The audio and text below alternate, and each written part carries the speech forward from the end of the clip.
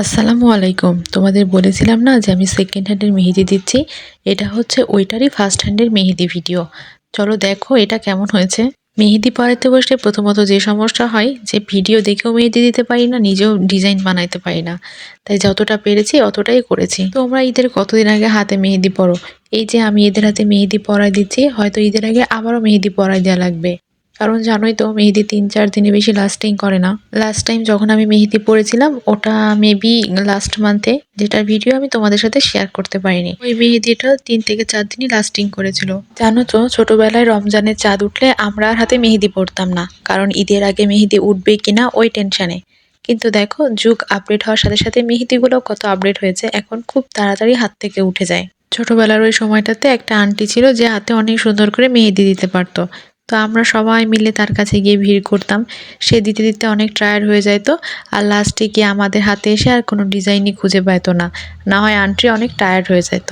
এখন আসলে বুঝতে পারি যে মেহেদি দিয়ে আসলে একটা বিরক্তকর ব্যাপারও আছে, টায়ার্ডেরও একটা ব্যাপার আছে। তো দেখো এখানে ডিজাইন কিন্তু আমি ২ রকম করে ফেলেছি, কারণ প্রথমে যেমন করতে চাইছিলাম ওই রকম হয়েছিল না, তার জন্য ডিজাইনটাই চেঞ্জ করে দিলাম। তারপরে উপরের দিকে এসে অন্য একটা প্যাটার্নের ডিজাইন ধরছিলাম। আচ্ছা একটা প্রশ্ন করি, তোমরা জানলে অবশ্যই উত্তর দিবা। তারা কি নিজেরা ডিজাইন মেক করে নাকি তাদের ট্রেনার তাদেরকে ডিজাইন শিখায় দেয়? এটা আমি বুঝতে পারি না, কারণ তারা এত সুন্দর এত ভ্যারাইটি ভাবে মেহেদি দেয়, দেখতেই ভালো লাগে।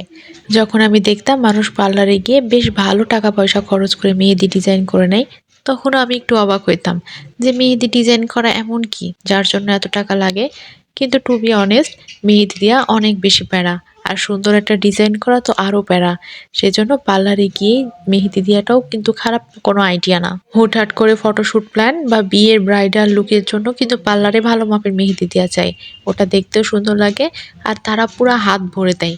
এর জন্য কস্ট একটু বেশি হয়, কিন্তু সুন্দর হয়। তোমাদের সাথে র্যান্ডম গল্প করতে করতে আমার ডিজাইনও কিন্তু র্যান্ডমই উঠে আসছে, কোনো প্ল্যান ছাড়া এই ডিজাইনটা করছিলাম।